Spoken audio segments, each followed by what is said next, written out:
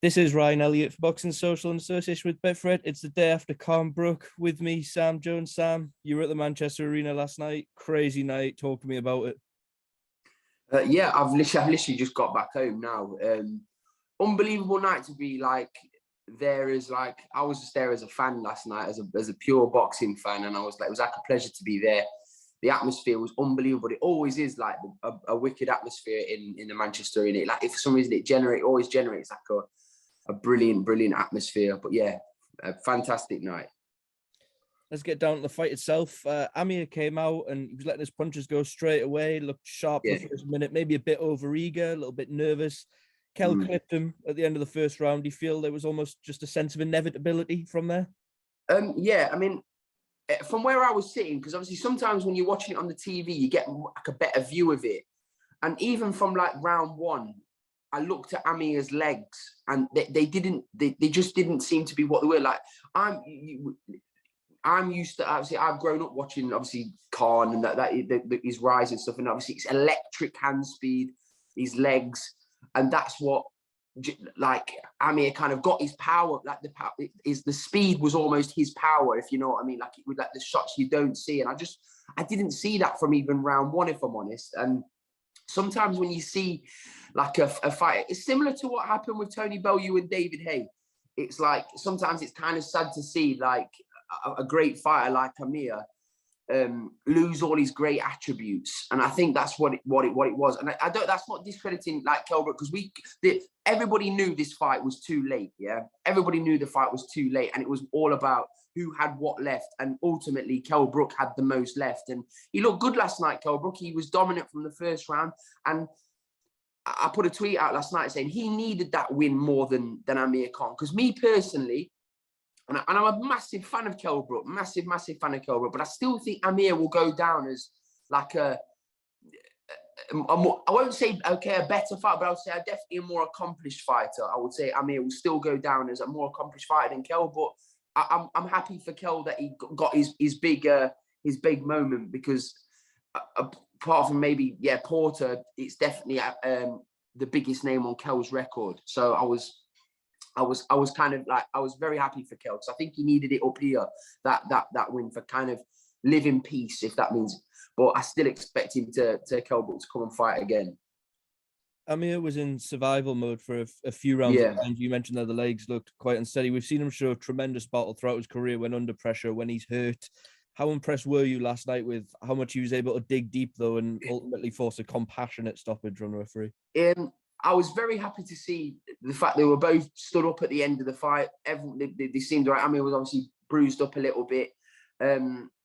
Listen, Amir, if you look going back at a lot of Amir's bad losses have come probably earlier on in the fights, like your Garcia, Canelo, like the bad knockouts. He held a few big shots last night. Amir, he showed balls, but he shows balls in every fight, doesn't he, Amir? Like, I think Amir knew deep down in his gut after round one, he didn't have it anymore. So he thought, I'm going to have to dig deep here and just tough it out for as long as I can. And he didn't look for a way out. The referee had to stop the fight. Listen, fair play to him. He's had an unbelievable career, Amir Khan, and I'm sure he will go off like into the sunset now, as they say. And I would like to see Kell Brook retire as well, if I'm honest with you. I think there's something kind of like romantic in the sense of like a romantic ending for Kell to kind of sail off into the sunset, got the biggest win of his biggest name on his record now. But I expect him to come back and fight. I don't want him to fight, though I know there's rumors circulating of him fighting Eubank Jr. That fight's, in my opinion, a terrible fight for him, especially this stage in his career. I think Eubank Jr. is relentless, and he's got one of the best chins in boxing. So I hate that fight for Kell Brook. I would much prefer to see him fight, if he's going to fight anybody. I mean, what I would like to see him do is go to 154 and maybe have another crack at a world title. But I think it's going to be somebody like Conor Benn at a catchweight, or Eubank Jr. And out of them two fights, I would much rather see the Conor Benn fight. You mentioned there, a lot of people have said they would kind of like to see both Kell and Amir sign off on this for different reasons, but both, be at peace with this rivalry and move on with things. But how hard is it for a fighter in that situation when there's the dangling carrot of one more, a Chris Eubank fight and another big payday? It's hard to find the right time to walk away. I don't know, mate, because I'm not a fighter. I've not been in that position, but you can only imagine how it's like if Kell Brook left for Amir now. There's no fights left. It's maybe some exhibitions in the Middle East or something. But I don't want to see Amir Khan fight again. He doesn't need to. He's made millions and millions of pounds. He doesn't need to. He's done very well commercially outside the ring. He doesn't need to fight it again. He's nothing left to prove. Same for Kell Brook. He doesn't need to fight again. But if Kell Brook left now, he's leaving a lot of money on the table. Do you know what I mean? And he like he said yesterday, and like Kell didn't look like a shot fighter last night. He may be not what he once was, but he didn't look like a shot fighter. Remember, he was still weight depleted because he should never be fighting at these weights anymore. Like, he should be fighting at a higher weight. He should have. That was the mistake in Kell's career, I believe. Whether it was himself or his team, whatever, Kell Brook should have moved up to 154 years ago. He should never really have took that the Errol Spence fight back down at 147. That's what I believe kind of not fucked him, but like he had a go at Glory against Golovkin, which is fair enough, which was huge money, so no one could begrudge him of that. But that could have took a lot out of him in itself. And then boiling back down to 147, that's just a poor career decision in my opinion. But listen, he's had a wonderful night last night, and I think that would like probably trump anything he's ever done in his career. That's why I say I was happy for Kell last night. But yeah, go back. I just hope he retires, but he won't. He'll fight, I believe, Eubank Jr., which is a terrible fight for him, or Conor Benn, which is a very good fight for him if he does take that catch weight. I was watching from home last night.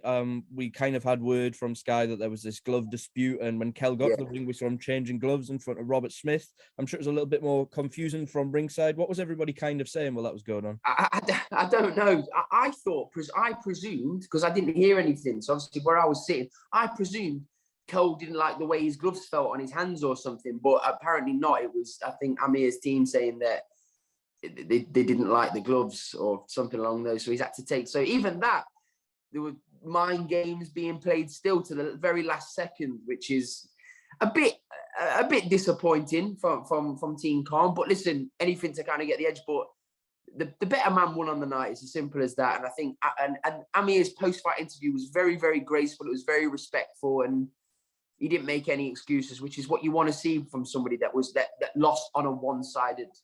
It was a very one-sided fight. People were kind of saying better late than never for this fight. There's been several attempts to make it. It took until now for it to happen. I want to kind of get your thoughts on, the fact that Eddie wasn't able to make this fight for so long, but then Sky and Ben Shalom have came in and made this fight. Can I get your thoughts on that? Yeah. So in respects to that, in my experience of my small experience of like making a fight, I played a big part in making the Daniel Dubois against Joe Joyce fight. Especially like when it's like a grudge match. If both fighters want the fight usually happens. Yeah. So it's the manager's job is to get the most money out of the promoter to deliver that for the fighter, the best terms, the best deal for the fighter. If one of the fighters, if Joe Joyce didn't want to fight Daniel Dubois, that fight wouldn't have happened. Do you understand what I mean? It doesn't necessarily make me a bad manager. It doesn't make Frank a bad promoter, or vice versa. If Daniel didn't want the fight, it wouldn't have made Frank a bad promoter. The same way with Eddie. Eddie tried everything to sign to make that fight for Kell when he had it. He even signed Amir Khan, I truly believe, to try and make that fight for Kell Brook. He did absolutely everything. And I'm not just like tickling Eddie's nuts here, because if you'd watch my interviews about Conor Benn swerving Avanesian, I just say what it is. Eddie did everything possible to try and make that fight for Kell Brook. I think with Ben, all credit to him. He's a young guy, he's come in, he's doing well. But it was more being at the right place at the right time for this fight to happen, because Amir wanted the fight. Amir never wanted the fight before because he was campaigning in America. Nobody can accuse Amir Khan of ducking nobody. He went on fought Canelo Alvarez. Do you know what I mean? Like, who's the current light heavyweight, whatever he is, super middleweight champion. Like, Amir never ducked him. He just didn't want to fight him at that time. It didn't feel like it made sense. It still didn't really make sense for Amir to fight Kell Brook now, even at 35 after 2 years out the ring. So long story short, Ben Shalom's done a good job at negotiating the terms, like the who gets what dressing room, because Amir is obviously the big A side, but ultimately the fight was always going to happen now because both men had a desire to make the fight. Keller already had that desire, but Amir had a desire then to make the fight. So Ben was like, as good a job as he done, it was the right place at the right time. It was nothing to do with Eddie not being able to make the fight. It's nothing to do with that. Eddie tried everything to make that fight happen. It was just the wrong time. Just to touch on the rest of the card quickly, Sam. Chief support Natasha Jonas stepped up a few weight classes, WBO super welterweight champion, a third attempt, she got over the line. What do you make of her performance? I was absolutely ecstatic for Natasha Jonas. I think she was unlucky against Terry Harper. She had a very tough fight against Katie Taylor. And look, I think she's 38 years old. It was definitely her last chance at crack at a world title, and she took a chance, and everyone expected the fight to go to points because she's jumping up in weights, and she performed brilliantly last night and got the early stoppage. So I was ecstatic for her. Although, you know, there wasn't too many competitive fights on the undercard, we're being honest, there was a lot of talent on display. We saw Brad Ray, the Azim brothers, we saw Fraser Clark's debut, Vidal Riley. Who stood out for you out of that kind of undercard crop? The Azim's a very good Adam. Is it Adam Azim? Yeah. He looks like he's going to be a really, really good fighter. Yeah, it was a kind of a one-sided card. It was a kind of a very one-sided card. Fraser Clark's opponent, I know the opponent got a lot of stick, but I heard they got like 5 pullouts in that fight. So this can happen. But Fraser is going to be operating a lot higher level than that. Do you know what I mean? Like, Fraser should be fighting someone like a Mark Bennett next, somebody like that, that kind of, even a Nick Webb, somebody along those lines. Fraser should be fighting next. Fraser doesn't need to be fighting those guys. He's had over 100 amateur fights for represented Great Britain over 100 times all across the world. Olympic bronze medalist, Commonwealth Games gold medalist. He does not need to be fighting that type of opposition, but he can be forgiven on that one because, again, it's his debut. Let him have his debut, knock off the cobwebs as well, and he needs to be getting himself involved in a 10-rounder next.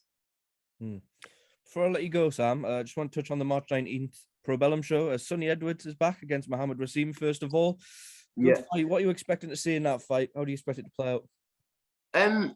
Sonny's obviously supremely confident, as he always is, but so is Wasim. I think it's 2 different styles. Sonny's like the box mover, and Wasim's gonna come to try and take Sonny out, which is proving very difficult to do by anybody. So it's going to be a good clash of styles, that fight, and they don't really like each other as well, which will add a bit more spice to it. Sonny has got that hurdle to clear on March 19th, but he still made it clear that he wants the Julio Cesar Martinez fight. Yeah. If he comes through, are you confident that can be arranged this year? Yeah, I mean, that's what I mean. Martinez, like what I just referred to a minute ago, when both fighters want the fight, it usually happens, and I'm sure Pro Bellum will deliver that fight along with Matchroom. Martinez is a promoter, so there's no reason why that fight doesn't happen. And the last one, also on that bill, Regis Progress returning, him and Tyrone McKenna. We've seen the back and forth for months. Yeah. Now they're both signed. Fair play to them. Big ask for Tyrone McKenna, but what a win it would be. Yeah, it's a monumental ask for Tyrone to go and fight Regis. But like everybody that knows Tyrone, he doesn't turn down a fight. He's not scared of anybody, and he's going to get in there with absolutely nothing to lose and absolutely everything to gain. Regis Progress is going to have to be. Tyrone's not a mug. Tyrone is definitely not a mug, so Regis will have to be on his A game, but he's got to be the big favourite in that fight. All right, Sam, I appreciate you've literally just got back from the fight and the night last night. So thank you for speaking at Boxing Social. I'm sure we'll catch you very soon. Nice one, mate. Take care.